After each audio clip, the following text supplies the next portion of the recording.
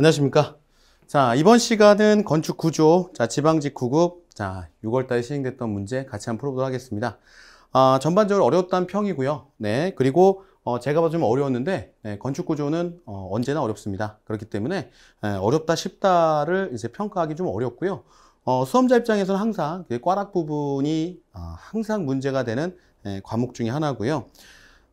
근데 제가 봤을 때는요, 제가 전반적 난이도 봤을 때는 그렇게 평소 다른 때와 그렇게 막 차별이 될 정도로 어렵다고 느껴진 않았습니다.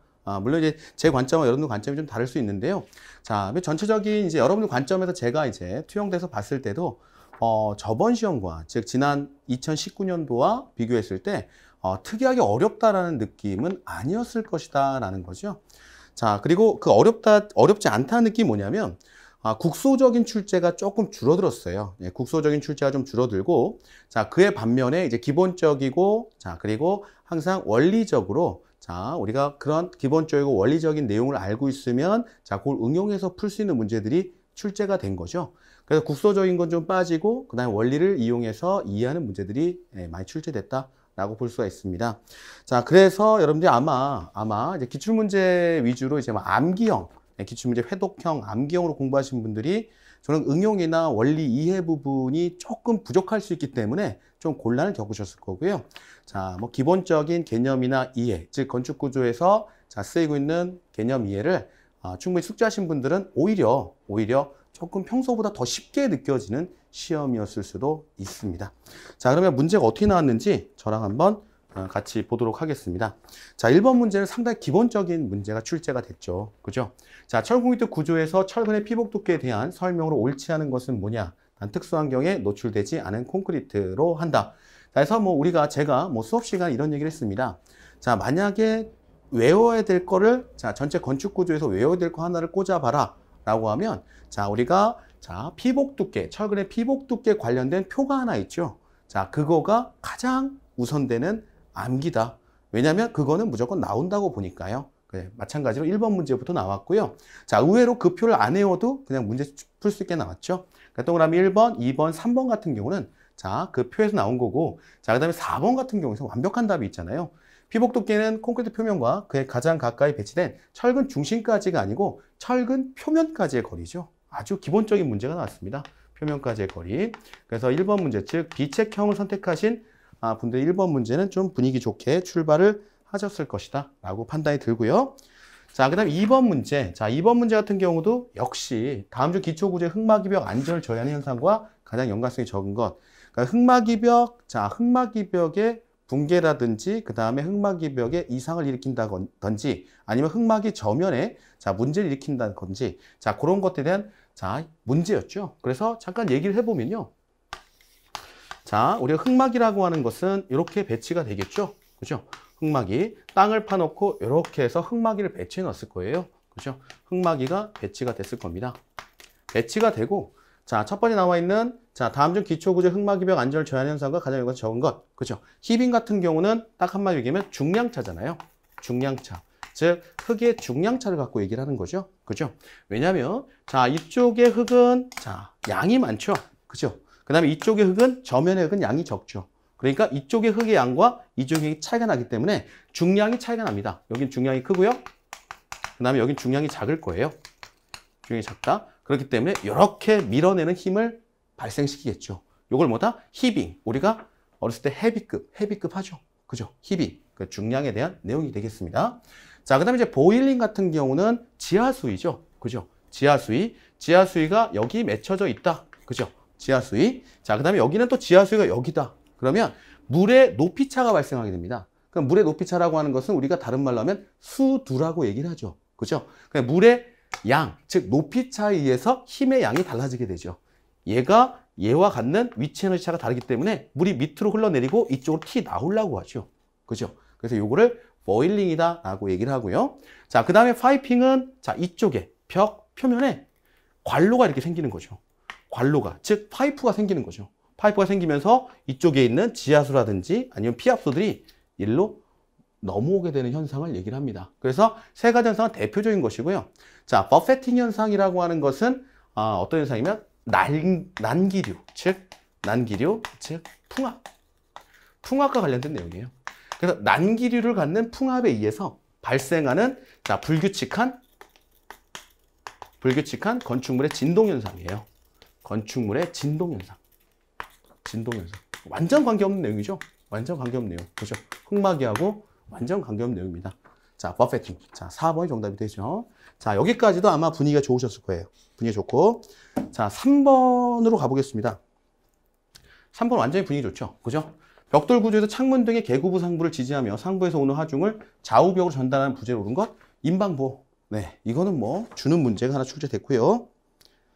자, 그 다음에 4번. 자, 이것도 자, 우리 이제 건축 구조적인 감 또는 건축 계획적인 감으로도 풀 수 있는 문제예요. 그죠? 상식적인 문제죠. 자, 건축물의 내진 구조 계획에서 고려할 사항으로 가장 옳지 않은 것. 한 층의 유효 질량이 인접층의 유효 질량과 차이가 클수록 내진이 유리하다? 한 층은 엄청 무거운 층이에요. 그 위에는 가벼워요. 그죠? 네. 그러면 지진이 나면 그 무거운 층으로 중력, 즉 힘이 다 쏠려 들어가게 됩니다.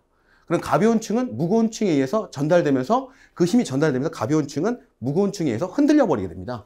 그죠? 그렇기 때문에 우리가 가장 내진에서 기본으로 하는 거는 자, 층간 중량의 차가 최소화돼야 돼요. 중량 차가 최소화. 그죠? 네. 균형을 이루어야 된다는 얘기입니다. 균형. 그래야 흔들리지 않고 어디가 약해서 부셔지지 않고요. 그죠? 어느 한 층의 중량이 약해서 자, 문제가 발생할 수 있다는 얘기죠. 그래서 한 층의 유질량이 인접층의 유효질량과 차이가 클수록 내진이 유리한 것이 아니고 자, 유사할수록 또는 차이가 최소화될수록 내진에 유리하다라고 여러분들 뽑아내셔야 됩니다. 그래서 1번이 정답이고요. 그래서 1번을 어렵게 생각하지 말고 여러분들 건축계획적인 측면에서 또는 건축 구조적인 측면에서 자, 이 유효질량이 즉 어떤 질량이 이 층과 그 다음에 여기 위에 있는 층과 서로 많이 다르면 일단 그 계획 자체가 잘못된 계획이잖아요. 그죠? 네, 구조적이건 계획적이건. 그죠? 자, 그런 상식선에서 풀어줬으면 아주 쉽게 풀 수 있는 문제였다라는 거고요. 자, 그래서 제가 최소화, 그 다음에 조화라는 말씀 드렸어요. 그죠? 조화. 자, 2번 질문 볼게요. 자, 가능하면 대칭적 구조를 갖는 것이 내진이 유리하다. 맞잖아요. 대칭. 그죠? 똑같이 겹쳐 있는 거죠. 그죠? 자, 그 다음에 3번. 보기둥 연결부에서는 가능한 한 강기둥 약보가 대로 설계한다. 그죠? 4번. 구조물의 무게는 줄이고요. 그죠? 면내, 자, 전달력 때문에 그러죠. 구조재료는 연성이 좋은 것을 사용한다. 그죠? 반응 수정 개수를 높여주는 거죠. 그죠? 자, 그래서 1번이 정답이 되겠습니다. 네. 이건 상식으로 풀어야 됩니다. 그죠? 자, 그 다음에 문제 5번 문제 들어가도록 하죠. 자, 다음 중 강제 성질에 관련한 설명으로 옳은 것은 뭐냐라고 물어봤고요.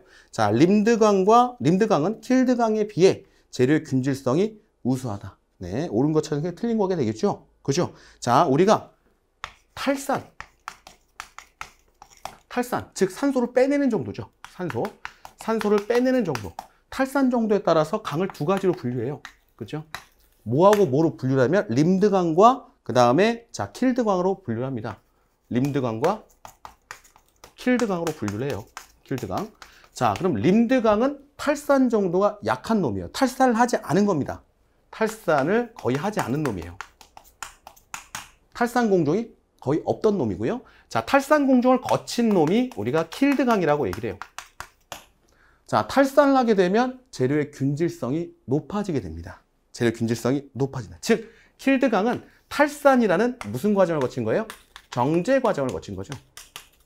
정제 과정. 그죠? 산을 빼내는 정제 과정을 거쳐 놓은 거예요. 그렇기 때문에 얘는 자, 뭐다? 균질하다. 그죠? 자, 그래서 저 질문이 틀린 거죠. 림드강은 킬드강에 비해 재료 균질성이 우수한 게 아니고 킬드강이 림드강에 비해서 재료 균질성이 우수하다라는 겁니다. 자, 그다음 2번 용접 구조용 아변강제. 자, SM275C. 그죠? 네. C. 자, 그 다음에 SM275A. 자, 보다 충격흡수 에너지 측면에서는 SM275A보다 충격흡수 에너지 측면에서 품질이 우수하다. 맞는 내용이죠. 자, 요게 뭡니까? 샤르피 흡수 에너지 등급이죠. 샤르피 흡수 에너지 등급이죠. 그래서 자, 샤르피 흡수 에너지 등급은 A, B, C 등급으로 나눠지는데 C 쪽으로 갈수록 뭐다? 자, 샤르피 흡수 에너지 등급이 춥다라고 얘기를 하고, 자, 그때 충격 흡수 에너지 측면에서 품질이 우수하다라고 얘기합니다. A에서 C 쪽으로 할수록 품질 우수죠. 그래서 이거 맞는 말이죠. 그죠? 자, 그 다음에 3번. 일반 구조용 아변강제 SS275의 인장 강도는 275MPa이다. 여기서 275는 뭐예요? 인장 강도가 아니고 항복 강도죠. 항복 강도다. 그죠? 자, 그 다음에 4번. 강제의 탄소량이 증가하면 강도는 증가하죠. 그죠? 강도는 증가하고 연성 및 용접성은 감소한다. 그죠? 여기 틀렸네요. 감소, 그 다음에 여기가 증가. 그죠? 이게 기본적인 내용이죠. 네. 자, 이 내용도 여러분들, 샤르피 흡수에너지 등급을 공부를 하셨으면 또 어렵지 않게 풀 수 있었던 문제다라는 거죠. 자, 그 다음에요. 자, 6번 문제 가보도록 하겠습니다. 6번 문제. 자, 강구조 구조 설계에 대한 설명으로 옳지 않은 것은 뭐냐라고 물어봤고요. 1번, 힘재 설계에서 보에 작용하는 모멘트의 분포 형태를 반영하기 위해 힘 자글 모멘트 수정 계수를 적용한다. 맞고요. 2번, 접합부 설계에서 블록 전단 파단의 경우 한계 상태에 대한 설계 강도는 전단 저항과 압축 저항의 합으로 한다. 요게 틀렸네요. 접합부에서, 즉 블록 전단 파단에 대한 정의를 알고 있다면 문제를 풀 수 있던 거죠. 그죠? 블록 전단의 정의는 접합부에서 인장 파단, 접합부에서 인장 파단, 그 다음에 전단 항복일 경우, 그죠? 인장 파단, 전단 항복일 경우 또는 뭐예요? 인장 항복, 전단 파단일 경우예요. 전단 파단일 경우 요걸 때 블록 전단 파단이라고 얘기를 합니다. 네. 그러면 여기서 한계 상태에 대한 설계 강도는 전단 저항과 압축 저항의 합이 아니고요. 압축이 아니고 뭐겠어요? 전단과 인장이겠죠. 그죠? 네. 인장 저항의 합으로 산정한다. 자, 2번이 틀렸네요. 자, 3번 볼게요. 자, 압축재 설계에서 탄성자굴 영역과 비탄성자굴 영역으로 구분하여 힘자굴에 대한 압축 강도를 산정한다. 좋고요. 4번, 용접부 설계 강도는 모재 강도와 용접재 강도 중 작은 값으로 한다. 그죠? 예전에는 이거를 많이 건드렸어요. 그죠? 큰 값, 작은 값. 즉, 강도라고 하는 것은 얘가 견딜 수 있는 힘인데, 우리 설계를 할 때, 항상 설계할 때는 가혹 조건으로 하기 때문에 무조건 둘 중에 작은 값으로 설계 강도에 반영을 합니다. 그죠? 무조건 작은 값으로. 자, 그런 어떤 명제가 있죠. 구조 쪽에서. 자, 정답은 2번이 되겠네요. 자, 그 다음에 7번 문제. 자, 요것도 여러분들이 정의를 알고 있으면 문제를 쉽게 풀 수 있는 문제였어요. 그죠? 자, 건축물 내진 설계에 대한 설명으로 옳지 않은 것은 뭐냐? 자, 1번. 자, 층 지진 하중은 밑면 전단력을 건축물의 각 층별로 분포시킨 하중이다. 좋죠? 2번. 이중골조 방식은 지진력이 25% 이상을 부담하는, 여기까지 맞는데, 자, 보통 모멘트 골조가 아니고 뭐예요? 연성 모멘트 골조죠. 그죠? 연성 모멘트 골조. 연성 모멘트 골조가 가세골조와 조합되어 있는 구조 방식이다. 자, 가세골조 또는 뭡니까? 자, 전단벽. 그죠? 그래서 정확한 표현은, 자, 연성 모멘트 골조가 전단벽이나 자, 가세골조와 조합되어 있는 구조 방식이다. 이렇게 표현해야 정확한 표현이 되겠죠? 네, 2번이 정답이 되겠습니다. 자, 3번. 자, 밑면 전단력은 구조물의 밑면에 작용하는 설계용 총 전단력이다. 좋고요. 4번. 등가정적 해석법에서 지진응답 계수 산정 시 단주기와 주기 1조에서의 설계 스펙트럼 가속도가 사용된다. 자, 맞는 내용이고요. 그래서 2번이 정답입니다. 자, 이건 기본적으로 우리가 내진 설계를 할 때 이중골조 방식이 뭐다라고 하는 자, 정의가 있어요. 그죠? 그 정의를 그대로 시험 문제 낸 거죠. 그죠? 자, 8번 문제 한번 가보도록 하겠습니다. 자, 8번 문제. 자, 요거는 기초판이 사용하주, 즉 허용력 설계를 한다라는 것을 알고 있으면 풀 수 있었던 문제입니다. 그죠? 자, 철콘크리트 기초판 설계할 때 주의사항으로 옳지 않은 것은 뭐냐? 1번. 자, 말뚝 기초의 기초판 설계에서 말뚝의 반력은 각 말뚝의 중심에 집중된다고 가정하여 힘모멘트 전단력을 계산할 수 있다. 그죠? 말뚝 중심에 집중된다고 보는 거죠. 그죠? 그래서 말뚝 기초 같은 경우, 자, 이렇게 말뚝이 박혀 있다면 말뚝 중심에 힘이 다 집중된다라고 보는 거예요. 그죠? 자, 그리고 2번. 독립 기초의 기초판 밑면적 크기는 허용 진해력에 반비례한다라는 거죠. 그죠? 자, 기초판 면적 뽑는 공식이 기억이 나는지 모르겠습니다. 기초판 면적 홈융식 A 제곱은 자, 허용 지내력 집안의 허용 지내력 그죠? 허용 지내력 자, 분의 사용화 중이죠. 자, 좀 지우고요. 지내력 분의 뭐? 사용화 중. 사용화 중 그죠? 뉴턴 그다음에 뉴턴 퍼 메타 제곱. 네, 이렇게 들어가죠. 그래서 자, 허용 지내력의 기초판 밑면적의 크기는 반비례한다. 맞는 내용이 되겠고요. 자, 그 다음에 3번. 독립기초의 기초판 전단 설계 시 1방향 전단과 2방향 전단을 모두 검토한다. 맞는 내용이 되겠습니다. 자, 다음에 4번 나왔죠? 자, 좀 전에 제가 기초판 면적 구할 때 어떻게 했습니까? 기초판 밑면적 구할 때 무슨 하중 들어갔어요? 사용하중 들어갔죠? 네, 사용하중 들어갔어요. 자, 볼게요. 4번. 기초판 밑면적, 말도의 개수와 배열 산정에는 1.0을 초과하는 하중 개수를 곱한 개수 하중이 사용된다? 아니죠. 그죠? 개수 하중이라고 하는 것은 사용 하중 곱하기 하중 개수잖아요. 하중 개수. 네. 자, 그런데 여기서 앞에서 밑면적을 뽑을 때, 그죠? 사용 하중을 사용한다고 그랬죠? 그죠? 사용 하중. 그래서 하중 개수를 곱한 개수 하중이 아니고 그냥 이 사용 하중을 선택한다. 즉, 사용 하중을 사용한다. 자, 요걸로 보는 거죠. 그죠? 그럼 1.0을 초과하는 하중 개수다? 그러면 사용 하중을 사용하는 게 아니고 개수 하중을 사용하는 거죠. 그죠? 자, 기본적으로 자, 콘크리트, 철콘크리트 기초판은 허용 응력 설계법을 갖고 들어가기 때문에 네, 개수 하중이 아니고 뭘 쓴다? 사용 하중을 쓴다. 자, 그 개념을 알고 있으면 이 문제를 풀 수 있었던 거죠. 4번이 정답이 되겠습니다. 자, 그 다음에 문제 9번이에요. 자, 여기서부터 상당히 여러분들이 좀 힘드셨던 분들이 있으셨을 거예요. 자, 근데 한번 잘 따져보겠습니다. 자, 좀 지우고 할게요. 네. 땀이 많이 나네요. 그죠? 네, 여러분 땀이 보일지 모르겠습니다. 자, 볼게요.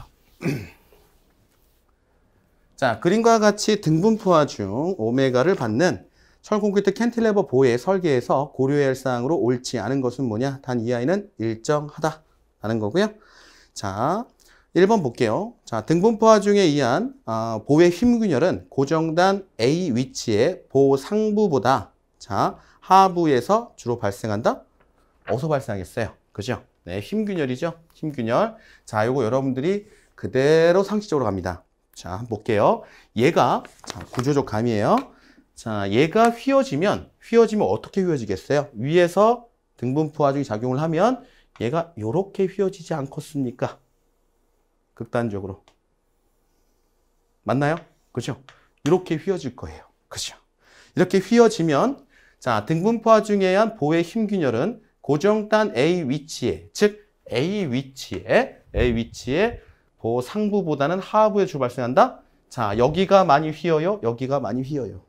여기가 많이 쭉 늘어지죠? 여기서 균열이 빵 나는 거죠. 그죠? 그래서 보 상부 쪽에서 진행이 되겠죠. 그죠? 그래서 보 하부보다는 상부에서 주로 발생한다 라는 내용이 되겠죠. 그래서 여러분들이 철근을 어디다 배치합니까? 균열 나지 마세요 하고 균열에 대응해 주세요 하고 요건 철근을 어디다 배치해줘? 이렇게 배치해 주잖아요. 위쪽에다가. 그죠? 네. 상부에서 균열이 나니까. 그죠? 왜냐하면 철근은 인장이 주기 때문에 휨에 대해서 저항을 하라고 내려준 재료예요. 그죠? 그래서 위쪽에 배치한다. 자, 2번. 그래서 1번 틀렸고요. 자, 등분포화중에 의한 보의 전단 응력은 자유단 B보다는 고정단 A의 위치에서 더 크게 발생한다. 그죠? 자, 전단 응력과 우리가 평형을 보면 여러분들 쉽게 생각하면 전단 응력과 자, 모멘트 간에는 서로 반비례하는구나 라고 여러분들 생각하시면 쉬워요. 그죠? 자, 이쪽에서 B 부분이 모멘트가 상당히 세죠. 그죠? 힘과 그 다음에 거리가 있기 때문에. 그러면 여기는 모멘트가 크고요. 그 다음에 전단은 작아요. 그죠? 자, 얘는 그럼 반대겠네요. 얘는 모멘트는 작고요. 전단은 크구나. 그러면 자, 등분포화 중에 한 보의 전단 응력은 자유단 B쪽보다는 자, 고정단 A에서 더 많이 발생한다. 맞는 내용이 되겠죠. 자, 3번. 자, 보의 처짐을 감소시키기 위해서는 단면의 폭보다는 단면의 깊이를 크게 하는 것이 바람직하다라고 라는 거죠. 자, 그럼 보의 처짐식을 한번 보죠. 보의 처짐식. 자, 보의 최대점 처짐식은 자, 저 타입 같은 경우는 물론 이 숫자는 중요하지 않습니다. 앞에 개수는 형태 한번 보세요. 8 2i분의 오메가 L 4승이에요. 저기 L이 대문자네요. L 4승. 이렇게 들어간다. 자, 길이는 못 건드리죠. 길이는 못 건드리고 자, 그리고 자, 2i는 고정이고요. 그죠?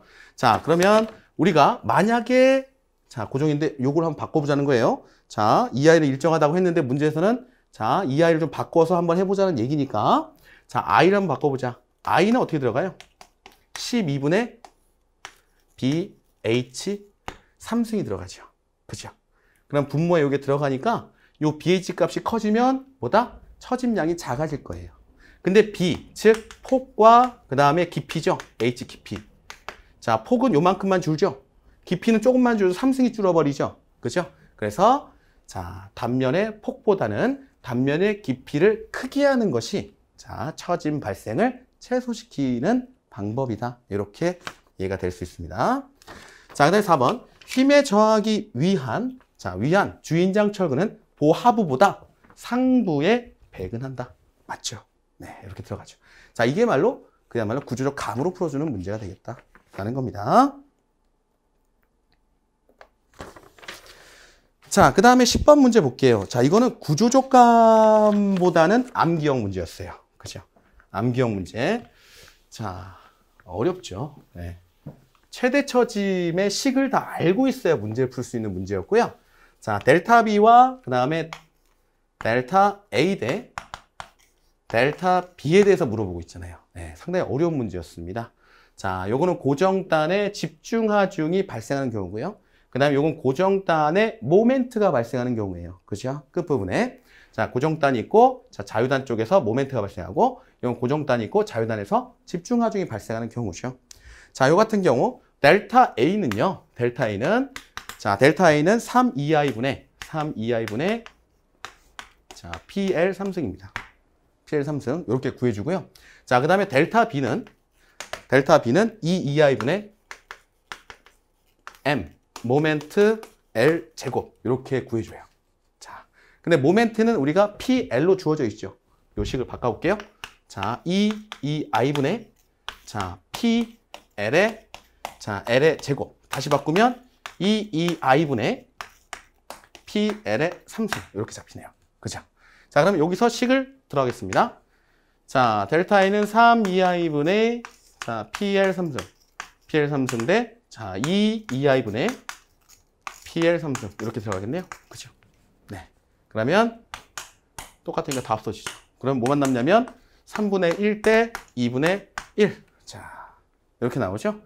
자, 요걸 여러분들이, 자, 뭡니까? 계산식으로 정리해주면 되죠? 그죠? 정리하면 얼마 나면 1 대 1.5가 나오겠다.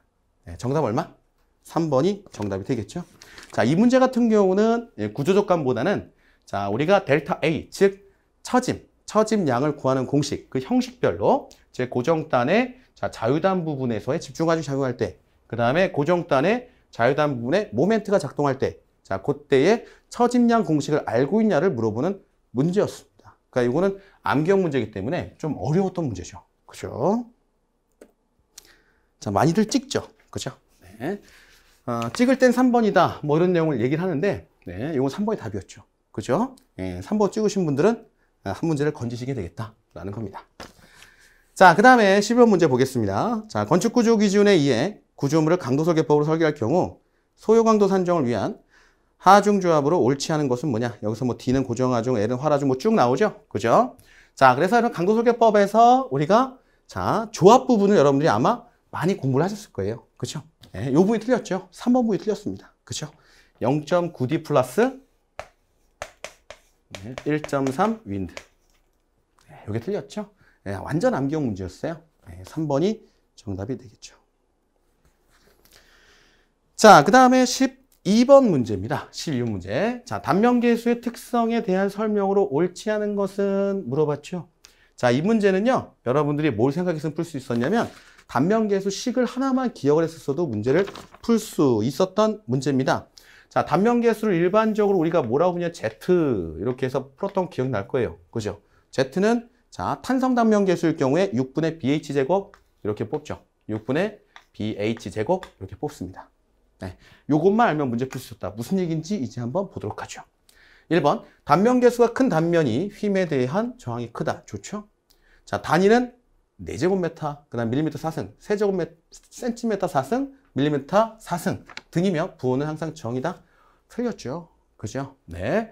자, 요 같은 경우, 요것만 보자고요. 네, 뭐 다른 얘기 보지 말고 요것만 보자고요. 자, 요게 B, 센티미터라고 봅시다. 그 다음에, 자, H, 높이, 센티미터라고 봅시다. 자, 깊이. 자, 그러면 요거 자체 한번 뭐예요? 세제곱센티미터죠? 요걸로 공식이 생각났으면 이 문제는 2번으로 답이 바로 나왔어야 돼요. 그죠? 정답은 2번이 되고요. 그 다음에 3번. 동일 단면적일 경우 원형의 단면, 네, 강봉에 비하여 준공이 있는 원형관과의 간면대수가 더 크다. 그죠? 휨 강성이 더 큽니다. 그죠? 네. 그 다음 휨 부재 단면의 최대 휨 응력 산정에 적용된다. 그죠? 자, 정답은 2번이다. 이 문제는 키포인트가 뭐였다? 단면 계수의 공식을 생각했으면 무조건 2번이 답이라는 걸 여러분들이 알고 있었을 것이다. 그러니까 그거를 여러분들이 캐치하고 돌릴 수 있는 느낌이 필요한 거예요. 그죠? 자, 그 다음에 13번 문제입니다. 네, 13번 문제. 자, 막구조에 대한 설명으로 옳은 것은 뭐냐라고 물어봤고요. 1번. 자, 막구조의 막재는 자, 인장과 휨에 대한 저항성 요소하다. 인장은 맞습니다. 그죠? 인장은 맞는데 휨은 아니죠. 네, 인장에 대한 저항성. 그 다음에 면내 전단력에 의한 저항성. 면내 전단력. 자, 요 두 가지죠. 예, 두 가지가 합쳐져서 막구조를 유지시키고 있는 거죠. 그죠? 1번 틀렸고요.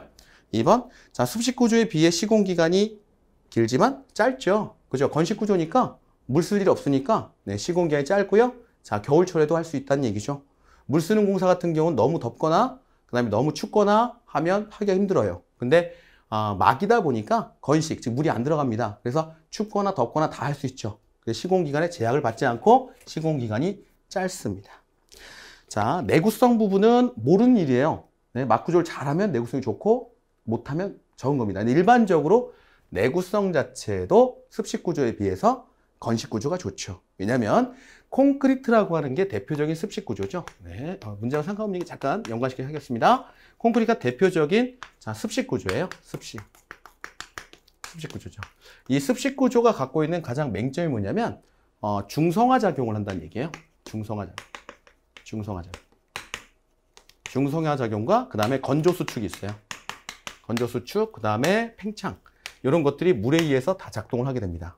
특히나 이제 중성화 작용이라고 하는 것은 점점 콘크리트가 자, 중성화돼 가는 형태거든요. 그죠? 알칼리에서 중성화가 됩니다. 그러면 어떻게 되냐면 자, 그 건물의 수명이 다 됐다라고 판단을 해요.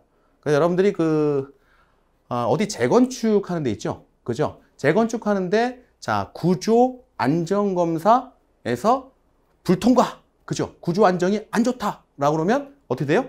거기 사는 사람들이 엄청 좋아하죠? 재건축하는 거니까. 그죠? 그때 따지는 게 뭐냐면 중성화 정도예요. 그죠? 중성화 정도를 보고 자, 그곳에 자, 수명이 다 했는지 안 다 했는지 봅니다. 근데 우리가 막구조 같이 이런 건식 같은 경우는 중성화라든지 건조수축이라든지 이런 것들이 없기 때문에 내구성이 상대적으로 뛰어나다라고 표현을 해요. 그죠? 자, 그래서 요 말은 맞고요. 맞고 요 말이 틀렸네요. 그죠? 자, 그 다음에 3번. 공기막 구조는 내외부의 압력차에 따라 막면에 강성을 주어 형태를 안정시켜 구성되는 구조물이다. 정이죠? 그죠? 맞는 얘기예요. 자, 그 다음에 4번. 3번이 정답이고요. 4번. 스페이스 프레임 등으로 구조물의 형태를 만든 뒤 지붕 마감으로 막재를 이용하는 것을 현수막 구조로 한다? 이게 스페이스 프레임 구조죠. 말 그대로 스페이스 프레임 구조입니다. 프레임 구조. 그죠? 네, 정답은 3번이 되겠습니다. 자, 그 다음에 여러분들이 반드시 챙겨가야 됐을 내용이 문제로 출제됐네요. 그죠? 네. 자, 철공이트 구조에서 공칭 직경이 자, D16인 철근의 표준 갈고리 가공에 대한 설명을 옳지 않은 것. 자, 나머지 다 맞는 내용이니까요. 다 굳이 안 읽어보고 틀린 것만 잠깐 보겠습니다. 2번이 틀렸죠? 그죠? 요건 여러분들이 주철근에 대한 표준 갈고리, 그 다음 스트로카티 철근에 대한 각도별 표준 갈고리, 요거에 대한 상세사항은 반드시 챙겨오고 가라 라고 말씀드렸던 것 같아요. 그죠? 자, 이것도 앞에서 1번에서 풀어봤던 피복 두께만큼 매번 나오는 내용이에요. 그죠?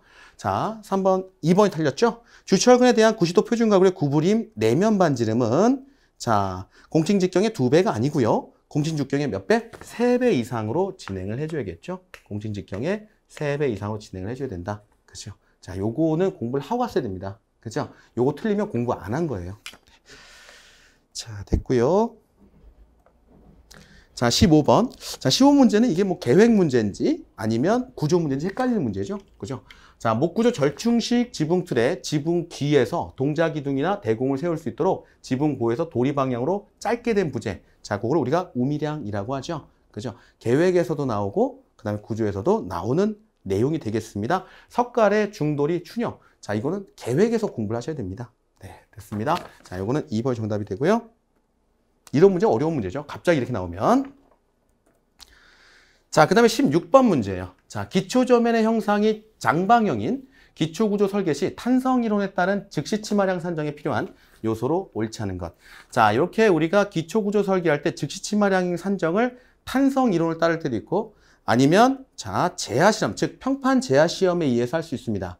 근데 평판 제하시험 말고 자, 우리가 탄성이론에 따르면 우리가 2가지 계수가 필요해요. 2가지 변수가 필요하다고. 뭐하고 뭐냐면 탄성계수와 그 다음에 포화송비가 필요합니다. 그리고 즉시 처짐의 량에 대해서 상대적인 비교를 주려면 그 자체의 기초가 얼만큼 큰 거였는지를 봐야 되기 때문에 자, 장변 길이가 필요한 거죠. 그러니까 장변 길이, 탄성계수, 포화송비 이렇게 3가지가 필요한 이고 재료 강도는 자, 우리 재료 강도는 자, 필수 요소가 아니다라는 겁니다. 1번이 정답이고요.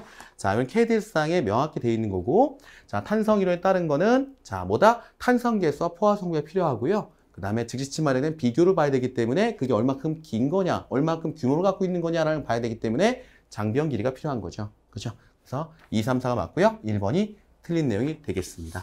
자, 만약 탄성이론으로 자, 하지 않는다라고 하면 뭘로 평가한다? 즉시마름을 자, 평판 제하시험으로 평가한다. 자, 그거까지 여러분들이 자, 이번 기회에 챙겨 놓으시길 바라겠습니다. 자, 됐고요. 자, 17번 문제입니다. 자, 강구조 건축물의 사용성 설계 시, 자, 사용성이래요. 그죠? 사용성입니다. 그죠? 진동하냐, 흔들리냐, 그죠? 사용상 하자, 사용상 불편함, 이런 것들 얘기를 하는 거죠. 사용성 설계 시 고려해야 하는 항목과 연관성이 가장 적은 것. 자, 우리가 항상 불편함과 그 다음에 요거와 대비되는 것이 안정이죠. 안정. 그죠? 안정성. 그죠? 안정성과 대비되는 내용이죠. 안전성. 자, 그래서 안전성은 파괴. 그죠? 주로 파괴나 아니면 무너짐, 이런 것들이 이제 해당되는 거죠. 좌굴이나. 자, 그래서 비교된 게 요겁니다. 그러면 여기에서 자, 항목과 연관성이 없는 것을 찾으라는 것은 안전성 부분을 찾으라는 얘기예요. 파괴나 자굴, 이런 거와 연관된 걸. 그래서 보면 1번. 바람의 연수편 진동. 자, 이건 무너지진 않죠. 그죠? 네, 불편을 따르며 무섭고. 자, 2번. 접합부가 미끄러진다. 그죠? 네, 접합부가 왔다 갔다 한다. 이거는 다른 데서 외력이 작용한 거예요. 그죠? 근데 접합부가 너무 왔다 갔다 하지 않으면 안 되는 경우도 있어요. 그래서 일부러 왔다 갔다 하게 슬립 조인트를 하는 경우도 있습니다. 그래서 이것도 역시 사용상의 불편을 느낄 수 있는 부분이고요. 그 다음에 팽창과 수축, 왔다 갔다 한다. 그것도 역시 팽창과 수축을 임의로 만들어줄 수도 있습니다. 그래서 요거는 건물이 부서지는 것과는 관계가 없어요. 하지만 내화 성능, 요거는 건물의 파괴와 관련된 내용이에요. 파괴. 즉, 그래서 요거는 안정성이죠. 안정성과 관련된 내용이죠. 자, 그래서 내화 성능은 우리가 대표적으로 뭐가 있냐면, 자, 철골 부분에 자, 내화 피복이라는 걸 하죠. 내화 피복. 그죠? 철골 부분에 내화 피복을 이렇게 합니다. 내화 피복을 이렇게 하죠. 그럼 내화 피복이라고 하는 것은 왜 안정성, 즉 파괴와 직결되냐면, 내화 피복이 깨지면요, 불이 났어요. 근데 내화 피복이 깨졌어요. 내화 피복이 깨지면 그 불의 열을 누가 다 받아요? 철골이 받습니다. 그럼 철골의 불의 열을 받으면 철골의 온도가, 자, 내부 온도가 상승하면서 철골의 강도가 급격히 저하되면서 뭐가 돼요? 무너져 버리죠. 파괴가 일어난다. 그래서 내화 성능이라고 하는 것은 이 내화 피복 부분을 연상해서 생각하시면 되고요. 내화 성능이 안 나오는 자, 피복제로 철골을 피복했다라고 하면 그건 안정성에 큰 문제를 발휘할 수 있는 내용이다라고 봅니다. 그래서 이거는 사용성 부분이 아니고요. 자, 정말 생명과 직결된 안정성 부분이다라고 보셔야 됩니다. 4번이 정답이 되는 거죠. 이 문제도 엄청 헷갈렸던 문제 중에 하나예요. 자, 그 다음에 18번. 네, 이 문제는 잘 따라가면 다 풀 수 있는 문제인데 이렇게 이제 지문이 길고 숫자가 엄청 많이 나와 있고 왠지 계산을 복잡하게 해야 될 것 같은 느낌이 들기 때문에 아마 많은 분들이 그냥 3번으로 찍으셨을 거예요. 네. 근데 다행히 답이 3번이죠. 네. 자, 612.5 답이 이렇게 되고요. 자, 한번 저랑 보도록 할게요. 자, 보겠습니다. 폭 400mm와 전체 깊이 700mm를 가지는 직사각형 철콘크리트 보에서 인장철근이 2단으로 배근될 때 최대 유호 깊이에 가장 가까운 값은 뭐냐? 최대 유호 깊이를 보네요. 그렇죠? 근데 2단 구성이래요. 인장철근이. 자, 피복 두께 40mm, 스트럽 직경 10mm, 인장철근 자, 직경 25mm, 그리고 1단과 2단에 배근되는 인장철근량은 동일하고 모두 항복하는 것으로 한다. 그렇죠? 자, 그러면 자, 계략도를 그려보면 이렇게 돼 있을 거예요. 자, 전체의 폭이 지금 400mm 주어졌고요. 이건 아무런 숫자가 아니죠. 지금 여기서는. 자, 그 다음에 자, 깊이가 700mm 이렇게 주어졌어요. 그럼 유호 깊이를 뽑아라 라는 건데 지금 철근 배근이 이렇게 돼 있나 봐요. 그렇죠? 이렇게 2mm로 그리는 겁니다. 네, 2mm로 이렇게 2단으로 돼 있나 봐요. 그렇죠? 네, 스케일을 보면 그 다음에 여기서 이렇게 해서 위에 이제 압축 철근도 있을 거 아니에요? 그죠? 그리고 스터럽이 이렇게 말려 있나 봐요. 스터럽이 말려 있는. 그죠? 스터럽이 말려 있나 봐요. 요 형상이네요. 요 형상. 자, 요 형상이고요. 자, 그리고 여기 피복 두께는 스터럽 표면까지니까 요게 몇 mm예요? 40mm구나. 그죠? 40mm. 자, 그리고 요 스터럽이 지금 몇 mm래요? 10mm. 스터럽이 10mm. 자, 그리고 몇 mm짜리 썼대요? 인장철근은 인장철근 25mm 썼죠? 그럼 얘가 몇 mm? 또 이렇게 해서 25mm, 25mm 이렇게 들어가죠. 자, 그러면 여기서 이제 문제가 발생하죠. 자, 여기도 몇 mm예요? 인장철근 15mm, 25mm 이렇게 됩니다. 자, 그러면 자, 연직순 간격, 즉 2단으로 배치될 때 이 간격을 여러분들 알고 있냐는 거예요. 자, 연직순 간격은 최소 몇 mm? 25mm로 하게 돼 있어요. 그렇죠? 그래서 여기서부터 여기까지는 연직순 간격이 몇 mm? 2단 배치할 때는 25mm 이상 이렇게 잡혀 있어요. 그죠? 다 나왔네요. 조건. 자, 그 다음에 여러분들 이제 풀어줘야 할 게 있어요. 유호 깊이. 2단으로 인장철근이 배치될 때 유호 깊이를 어떻게 뽑느냐. 즉, 최상부로부터요. 어디까지? 요면. 그죠?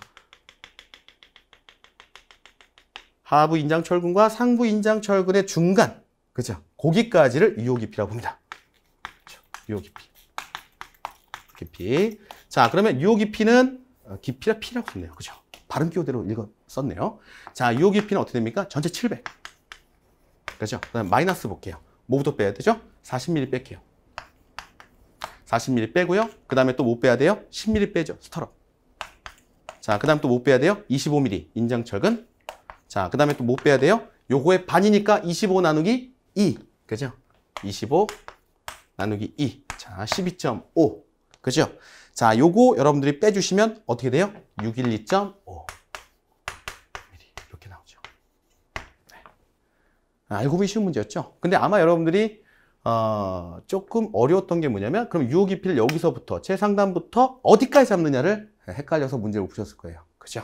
요걸 여기까지 잡으면 4번이 답이 되고요. 그죠? 요걸 여기까지 잡으면 3번이 답이 되고요. 그죠? 그다음 요걸 또 여기까지 요 중심까지 잡으면 또 2번이 답이 되고요. 이런 식입니다. 그죠? 그리고 여기까지 또 밑에까지 잡으면 또 1번까지도 답이 될 수가 있고요. 그죠? 그렇게 이제 다 나눠놨죠. 여길 잡느냐? 자, 요 2단 철근의 상부 철근의 중심을 잡느냐? 아니면 요 중간을 잡느냐? 그 다음에 그 밑에 그 하부 철근의 중심을 잡느냐? 아니면 하부 철근의 표면을 잡느냐? 요거에 따라서 이제 답이 1, 2, 3, 4로 나눠지게 돼 있었어요. 네, 여기서는 자, 요 부분. 2단 철근의 중심 부분이, 즉, 중간의 간격의 중심 부분이 자, 유호 깊이다라는 거예요. 자, 그걸 캐치하셔서 문제 푸시면 됩니다. 3번이 정답이 되겠죠. 자, 그래서 이제 막판에 자, 18번 문제하고 이제 이 부분에서 이제 좌절이 시작될 겁니다. 그죠? 좌절이 시작됐어요. 자, 좌절이 시작됐는데, 좌절 부분 한번 극복을 해보죠. 자, 좌절이 시작됐는데, 찍을 땐 3번이라고, 또 답이 3번이에요. 그죠? 자, 이번에 3번으로 다 찍으신 분들은 어마어마한 점수를 맞았을 것 같아요. 그죠? 네, 어려운 문제들이 답이 3번이다. 그죠? 이런 추세가 다음까지 지속될지는 모르겠습니다만, 그래도 저도 뭐 통계적으로 보니까 3번이 제일 많이 찍었을 때 많이 맞았던 것 같아요. 그죠? 자, 이 문제 보겠습니다. 자, 그림과 같이 등 분포화 중 오메가를 받는 정정부에서 최대 정힘 모멘트가 발생하는 위치 X는 어떻게 되느냐? 자, which x, 즉 x의 길이를 짜라는 얘기예요. 어디서부터 여기까지 길이를 짜라. 자, 그럼 이건 구조적 감으로 한번 볼게요. 구조적 감으로. 그럼 정모멘트의 최대값이 어디서 발생하느냐? 자, 그럼 모멘트도를 그리면 자, 여기를 요걸 A라고 하고 그다음에 이걸 B라고 할게요. 임의로. 그죠? 그러면 이렇게 모멘트가 형성될 거예요. 쭉 내려 꽂다가 B에서 한번 반력에서 올라갔다가 다시 이렇게. 네. 정모멘트는 이쪽에서 발생을 하죠. 플러스 모멘트, 그 다음에 여기서 마이너스 모멘트가 발생을 할 거예요. 자, 그래서 정모멘트의 최대값은 어느 쪽에? B 지점의 좌측 부분에, 여러분 봤을 때 좌측 부분에서 발생하는구나 라는 걸 일단 인지를 해줘. 그죠? 인지를 하죠. 자, 그러고 나서 자, 여러분들이 최대 힘 모멘트에 발생하는 지점에 대해서 발생 지점에 대한 개념을 갖고 있냐. 발생 지점. 최대 힘 모멘트가 발생하는 지점은요. 뭐가? 전단력이 뭐가 되는 곳이냐면 바로 전단력이 제로가 되는 곳이에요. 전단력이 제로. 네, 여기 되는 곳입니다. 자, 요게 이 문제의 키포인트였어요. 자, 그래서 제가 수업 시간에 그러죠. 모르면 끊어봐라. 그래서 끊어봐요. 그냥 팍 끊어져. 그죠? 요 뭔 점인지 모르겠지만 여기서 끊어서 자, 이쪽 부분과 이쪽 부분을 비교를 해보자고. 그럼 여기에 팍 끄는 점이 제가 여기다 끊어보죠. 리얼하게. 여기가 지금 최대치죠. 그죠? 최대치를 팍 끊어. 그죠? 그럼 최대치까지 오는 길이는 뭐가 돼요? 이게 x가 되는 거죠. x가 되죠? 자, 그러면 최대치에서 전단력이 얼마 된다는 얘기야? 제로가 된다는 얘기죠. 자, 그럼 한번 보도록 할게요. 최대치 전단력이 제로다. 자, 그 식을 한번 따져보자. 라는 거죠. 자, 그러면 수직 발력만 존재하겠죠? 얘는 수평 발력 없으니까 수평 발력은 제로가 될 거예요. 네, 기본적으로. 자, 그럼 수직 발력만 같이 보도록 하죠. 자, 수직 발력 RA 플러스 방향으로 돌고 있죠. 그죠? 수직 발력 RA 플러스 방향 위쪽 방향 가고 있어요. 그죠? RA 그 다음에 오메가. 요거 오메가죠? 자, 오메가 곱하기 X가 요 힘이 되는 거죠. 밑으로 내려 꽂는 힘. 자, 밑으로 내려오니까 마이너스예요. 그죠? 마이너스 오메가 X 이렇게 잡힐 거예요. 그러면 여기까지 딱 끊어라라고 하는 얘기는 요까지만 계산하면 요 값이 나와요. 그죠? 그래서 RA 플러스 그 다음에 오메가 X RA 마이너 자, RA는 플러스죠? 그 다음에 오메가 X는 밑에 방향이니까 마이너스예요. 그죠? 그럼 요 두 가지 합이 어떻게 된다? 제로구나. 오케이. 좋습니다. 자, 그러면 자, X는 자, 요거 정리하죠? 산수가 어려워요. RA는 오메가 X. 그러면 요거 정리하면 X는 오메가 분의 RA다. 나오죠? 자, 8분능선을 넘은 거예요. 자, 그러면 뭐만 우리가 알면 뭔가 뽑힐 것 같아요? RA만 알면 우리가 뽑을 수 있겠다라는 희망이 생깁니다. 자, 그러면 RA 발력을 알고자 하면 자, 뭐를 정리해야 되냐면 여기서 B 지점의 힘 모멘트가 제로다라고 하는 평형식을 갖고 진행해 주면 되죠. 그죠? 자, 그러면 시그마 모멘트 B는 제로. 그죠? 힌지니까. 그죠? 힌지니까 제로라고 보고요. 제로 보고 구해보죠. 모멘트 B는 자, 요 RA 발력에서 자, RA 발력이 이렇게 도는 거죠. 그럼 플러스 방향이죠. 플러스 방향. 자, 길이가 얼마큼이에요? L이죠. 그죠? 그러면 RA 곱하기 자, 흰색으로 쓸게요. 자, RA 곱하기 뭐가 돼? L. 그죠? 하나 나오고요. 그 다음에 요 응력 있죠? 등분포하죠. 그죠? 등분포하죠. 여기서부터 요까지를 산정을 해보자고요. 요까지를. 자, 그러면 오메가 곱하기 뭐가 돼요? 전체 길이 L. 그죠? 그 다음에 중심부부터의 거리죠? 2분의 L이죠. 그죠? 요건 2분의 L이죠? 중심부터 거리니까 오메가 곱하기 L 곱하기 2분의 L. 그죠? 근데 요거는 방향이 어떻게 돌아요? 요렇게 돌죠. 요렇게 돌죠. 그죠? 요거는 뭐야? 마이너스죠. 마이너스. 자, 그러면 마이너스 자, 오메가 L 곱하기 얼마? 2분의 L. 이렇게 잡히겠네요. 그죠? 자, 그 다음에 이쪽 방향은 다 끝났어요. 그죠? 그 다음에 이쪽 방향 하면 되죠. 이쪽 방향. 이쪽 방향에 오메가 곱하기 뭐가 돼요? 힘은 2분의 1L. 그죠? 오메가 곱하기 2분의 1L이고요. 자, 그곳에 또 중앙이죠. 또 중앙. 또 중앙이니까 곱하기 2분의 1L. 이렇게 두 번 곱해지게 되겠죠. 2분의 1이 아니고 2분의 1에 또 2분의 1이니까 얼마? 4분의 1이죠. 여기의 거리가 2분의 1에 또 반이니까 4분의 1L 이렇게 들어가겠죠. 근데 얘는 어떻게 돌아요? 이렇게 돌죠. 요 방향으로. 그죠? 이렇게 내려 꽂으니까 이렇게 돌 거예요. 그죠? 네, 이렇게 돈다고. 그럼 이렇게 도는 거니까 우리가 뭐예요? 플러스 방향이구나. 자, 그러면 플러스 오메가 2분의 1L에 4분의 1L 이렇게 들어가죠. 자, 그러면 여기서 볼게요. 요게 제로라는 얘기죠? 요게 제로다라는 거고요. 자, 그럼 여기에 L 있죠? L 있죠? L 있죠? 그죠? L 지워요. 그죠? 지우는 게 좋겠죠? 그죠? 숫자가 많으니까. 자, 그러면 그것만 남겨볼게요. RA 마이너스 오메가 L에 2분의 1 플러스 오메가 2분의 L에 얼마? 4분의 1. 그죠? 는 제로. 그죠? 그러면 RA로 정리해볼게요. RA는 넘겨볼게요. 오메가 L에 2분의 1. 자, 마이너스. 넘겨면 마이너스죠? 오메가 2분의 1L에 4분의 1. 자, 묶이는 게 있네요. 그죠? 요거, 이렇게 묶이겠네요. 그죠? 네. 자, 묶어보겠습니다. 자, 묶어보면요. 2분의 1, 4분의 1. 그죠? 요거 8분의 1이죠? 8분의 1, 그 다음에 2분의 1이죠? 8분의 1. 요거만 묶고 요거 묶으면 다시 한번 볼게요. WL에 2분의 1에 마이너스 WL에 8분의 1. 이렇게 묶이나요? 그죠? 자, 그러면 WL에 2분의 1 마이너스 8분의 1. 이렇게 잡히겠죠? 그죠? 네.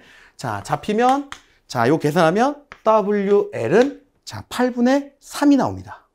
8분의 3. 그죠? 계산하면 8분의 3. 아래가 뽑혔네요. 그죠? 힘든 작업입니다. 그죠?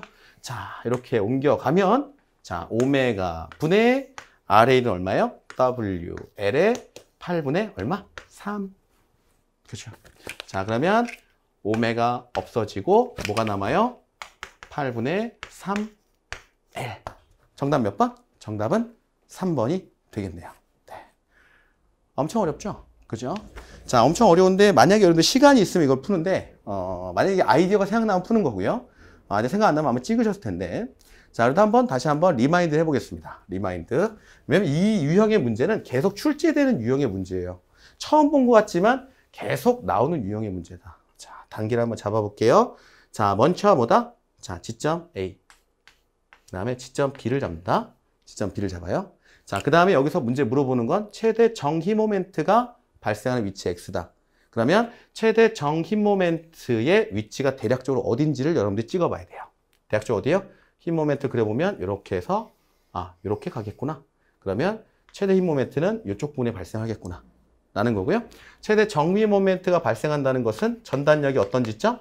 전단력이 제로인 지점에 발생하겠구나. 그죠?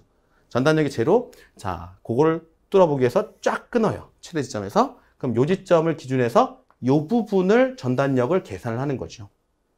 그래서 전단력의 식을 갖고 들어가는 겁니다. 전단력의 식을 뽑았을 때 우리가 어떻게 뽑았어요? 자, X는 오메가 분의 RA를 뽑아낸 거죠. 그죠? 그러면 이 RA를 뽑으면 문제 해결된다는 걸 여러분들이 아셔야 되고요. RA 문제를 해결하기 위해서 어디? 모멘트 B가 제로다. 힌지니까. 그죠? 모멘트 B, 시그마 모멘트 B가 제로다. 라는 가정을 갖고 자, 여기서 뭘 뽑아요? RA 값을 뽑아내는 거죠. 그리고 RA 값을 대비시켜서 X 값을 뽑아낸다. 그래, 큰 골자는 바로 이렇게 3개가 되겠습니다. 자, 요 3개의 큰 골자를 이해하고 그 다음에 세부 과정은 여러분들이 연습을 해 주셔야겠죠. 자, 이렇게 문제 풀어봤습니다. 자, 어려운 문제였어요. 시간도 많이 걸리고. 네. 자, 이해합니다. 네. 자, 그 다음 20번. 자, 분위기 셋이 나는 문제가 나왔네요. 자, 보도록 하겠습니다. 합성 기둥에 대한 설명으로. 자, 문제 좀 지울게요. 자, 합성 기둥에 대한 설명으로 옳지 않은 것은 뭐냐? 자, 1번 매입형 합성 기둥에서 강제 코어의 단면적은 합성 기둥 총 단면적이 1% 이상으로 한다. 항상 나오는 지문 중에 하나예요. 2번 자, 매입형 합성 기둥에서 강제 코어를 매입한 콘크리트는 연속된 길이 방향 철근과 띠철근 또는 나선 철근으로 보강되어야 된다. 좋고요. 3번 충전형 합성 기둥의 설계 전단 강도는 강제 단면만의 설계 전단 강도로 선정할 수 있다. 좋고. 4번 자, 매입형 합성 기둥의 자, 설계 전단 강도는 강제 단면의 설계 전단 강도와 자, 콘크리트의 설계 전단 강도의 합으로 한다? 아, 여기 틀렸죠? 그죠? 요게 이제 매입형 합성 기둥의 설계 전단 강도를 뽑는 방법이 한 3가지 정도 있는데, 자, 그 중에 한 가지를 갖고 지문을 만들었어요. 자, 근데 강제 단면의 설계 전단 강도와 요게 아니고요. 강제 단면의 공칭. 자, 공칭 전단 강도하고요. 그 다음에 콘크리트의 설계 전단 강도가 아니고 철근. 그죠? 철근의 공칭 전단 강도로 뽑죠. 예, 지문이 전체적으로 다 틀린 지문이에요. 그죠? 전체적으로 지문들이 자, 어지럽게 틀린 지문 중에 하나다. 그래서 종합해 보면 자, 매입형 합성 기둥의 설계 전단 강도는 강제 단면의 공칭 전단 강도와 그 다음에 철근의 공칭 전단 강도의 합으로 산정할 수 있다. 이렇게 뽑혀야 되겠죠. 자, 요것도 역시 좀 어려웠던 문제 중에 하나예요. 물론 근데 나머지 3개가 3번, 2번, 1번이 기출에서 다뤘던 것들이기 때문에 자, 요거를 기억하고 계시면 또 요걸 공부하셨던 분들은 4번을 찍을 수 있었겠다라는 생각을 할 수 있습니다. 자, 문제 풀이 보시냐 고생 많으셨고요. 일단 문제 전체적인 난이도는 우리가 수험생들이 느끼기에는 좀 어려웠다. 왜냐하면 기출문제 위주로 공부했으면 어려웠다. 하지만 원리 위주로 아까 우리가 19번 문제 같이 이렇게 원리 위주로 공부하셨던 분들, 원리 위주로 풀어나가는 즉 최대 모멘트 발생할 때 전단력이 제로다. 이런 원리 위주로 풀어가셨던 분들은 어떻게 보면 좀 쉬웠던 회차였지 않은가 생각이 듭니다.